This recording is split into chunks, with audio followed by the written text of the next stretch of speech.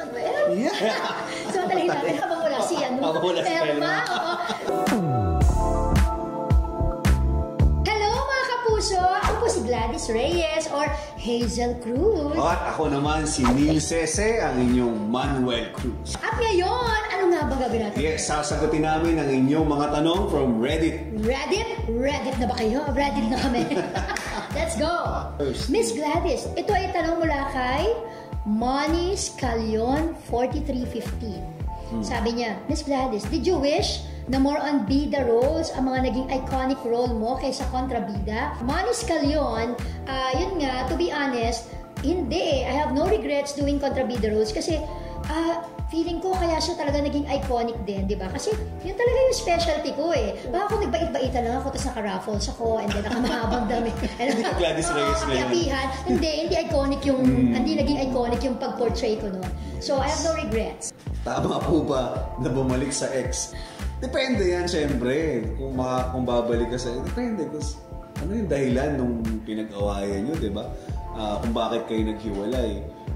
Kung tingin mo worth it naman na magkabaligan kayo, pwede. Pero kung sa tingin mo, halimbawa, nangaliwa siya kung bakit kayo naghiwalay nung una, di ba? Hindi na worth it. So, depende yan sa sitwasyon, tingin ko. Yun ang sagot ko dyan. Depende. Yes! Miss Gladys, you're undoubtedly one of the best naman and most memorable kontrabidas in Philippine TV and cinema. For you, who is the best kontrabida character ever? I think si Cruella de Vil. Isa yun. Yeah, so iconic din si Cruella de Vil, di ba? And I would love to portray also one of parang ala Cruella de Vil na may pagka-fantasy, di ba? Kasi parang ang saya ng costume and all, ganyan. And syempre, very memorable. At saka yung mga bata, alam mo yun, yung hindi naman, wag lang masyado matatakot sila, pero yung gusto ko yung mapapanood din ng mga bata. So yun. So yan sa mga iconic for me. Best kontrabida ever. International siya, di ba? And then sa local, ano ba? Na naging character? Well, I guess, yung mga characters na pinortray noon ni Tita Belia, di ba? Tita Belia Flores. And of course, syempre naman, the very iconic Lavinia, di ba? O si Miss Sherry. O, isa pa yan. What kind of roles? Saan yan? Do you want to explore someday to Sir Neil? Yan si From Mother Ramen. Ang magandang i-explore someday, maganda yung role na mga closet gay. Yan. Kasi parang sobrang complex ng pagganyan yung character mo. Kasi unang-una, mahirap gawin yung role na gay. Never ka pa? Nakakapag na ako, pero sa Pepito Manolotos. Guesting lang? Guesting lang siya. Hindi masyadong, tsaka, so maganda pag soap para mahaba. Wow!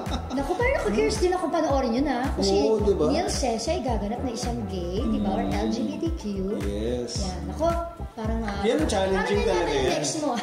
Meron na agad. Cruz versus Cruz. Wow! Ikaw na idea ang Jenny, di ba? Miss Gladys, saan po kayo mas komportable? Bida o kontrabida?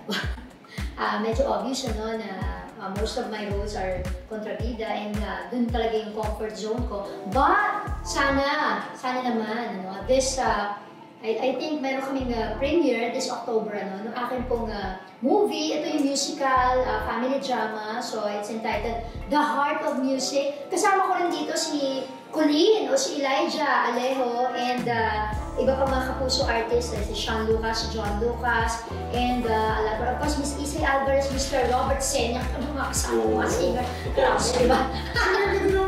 Singer ako sa set. Hindi! Kaya nga. So, it's for you to find out. Dahil doon po ako po ay si Yaya Madonna, na marami po mga alaga. Ayan. So, kung dito sa Cruz versus Cruz ay ako yung masyadong bossy, di ba, taga-utos, ganyan. So, dito sa The Heart of Music, ako yung inuutosan. Kaya, sana po, mapanood po ninyo, mapanood na yung premiere po namin ay October 23. Yan, October 23. At SM Mega Mall Cinema 3. For both, personal takeaways from the show sa roles natin. Ano yung personal na, yung pulot ko, kumbaga, sa show. For me, yung importance ng family talaga. Yun, yung pagmamahal sa pamilya, sa sakripisyo, Actually, sa totoo lang, yung character ni Hazel, kaya niya rin nagawa yun dahil sa pagmamahal niya rin doon sa anak niya. Ayaw niya na ipapanganak ng walang kikilalaning tatay, di ba? So, kaya siya natulak doon sa ganung sitwasyon eh. Kaya ang nakita niyang very vulnerable that time ay si Manuel. Parang easy target, di ba? Si Manuel. Kasi makakahanap ng iba, nandun na si Manuel, di ba? So, palagay ko, ganun yung pinaka-takeaway ko dun sa Cruz vs. Cruz. Ako din walang ibang importante, syempre, kundi pamilya. Parang ako talaga yung laging priority natin, di ba? Kasi kahit anong mangyari, sa pamilya ka talaga babalik eh. Tsaka, yun talaga, wala namang perfecto din na pamilya. Mayroon talagang palaging na hindi pagkakaintindihan, pagkakaunawaan, di ba? Laging may problema, may pagdadaanan. Pero lahat yan madadaan sa magandang usapan, di ba? Kailangan maayos ng lahat. Kasi parang ang lungkot naman na tatalikuran mo na yung pamilya mo dahil may problema lang kayo, mayroon lang kayong hindi na pagkasunduan. Kaya kailangan palagi magmahalan. Yes!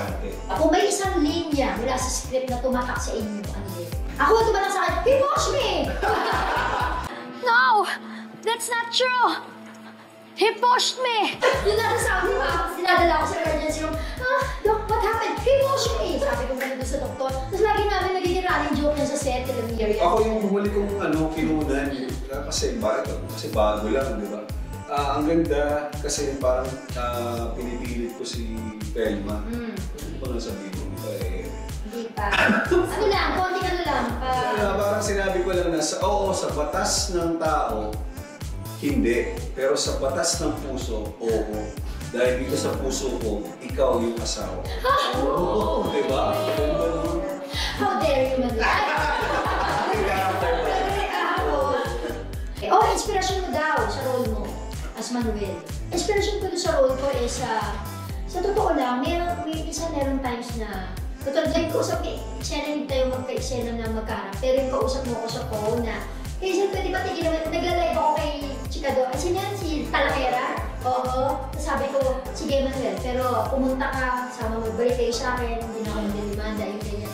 Ewan ko, pero suddenly it hits me, parang naawa ako doon sa sarili ko. Naawa ako doon sa character ng Hazel na gano'n siya ka-desperate. Yung mga scenes na desperate desperada si Hazel, parang tinatamaan ako doon. Yung iyak ko doon parang totoo kasi naaawa ako doon sa character niya. Na parang naaawa ko sa kanya bilang babae, gano'n. So, I think isa yun doon sa motivation, na pag nababasa niyo script, parang, ano masyado si Hazel dito, diba? Yung plano siya ng plano, laging palpak. Yun na yung inspirasyon ko. Ganon ko hinahandle yung mga anak ko pag nag-aaway sila. Kaya ganon kung paano ko sila kausapin. Kaya parang ang dali lang.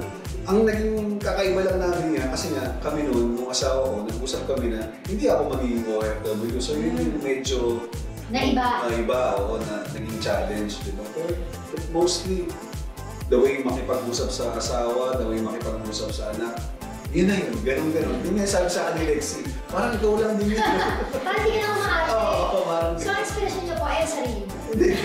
At ito, from Old Cannery pa rin, may similarities ba kayo sa mga character niyo sa totoong buhay? Yung character ni Manuel, parang ako lang din talaga yan. Di ba? Pag si Jessica at si Tony nag-aaway, yung dalawang anak ko, minsan nagkaganon din. So pag pinagsasabihan ko sila, ganun hindi na ako magsalita. Kaya nakakatuwa, kahit yung mga lines, parang ganun din ako sabi ko, ako lang dito. Oo, tama. Ang similarity siguro ko as Gladys, tas kay Hazel, yung hindi siguro madaling na sumuko, yun nga, yung hindi ka agad parang nagre-retreat kapag kayo. Parang hanggat maaari, hanapan ko talaga ng paraan until na makuha ko yung gusto ko. Pero in a good way naman, hindi naman katulad ni Hazel, lalo mga kasamaan, di ba? Hindi naman din. Anong kinaiba ng Cruz vs. Cruz from all your previous projects? And by the way, I love your show po. Sabi ni Night, salamat, Night Monsoon. Well, yun ako, gaya nga sinabi ko kanina, ito sobrang malapit sa akin yung character na parang ang sarap gawin kasi nga, parang ako lang yan eh. Di ba? Sabi nga niya, ni Lexie, ikaw yan, pag kinikilig ka, ganyan ka din. Pagkausap ng anak mo, ganyan ka din. So, yun yung pinagkaiba siguro. Kasi, well, mostly din, kontrabida din naman yung mga ginagawa ko nun, di ba? So, before, ako yung palagi nang-aapoy. Di ba? Ngayon, ako yung inaapoy. Yun, diba? I think yun yung isa sa mga iba talaga. Oo, yun talaga yung pinakamalaking na iba. Siyempre, pag kontrabida ka naman, very seldom na iiyak ka.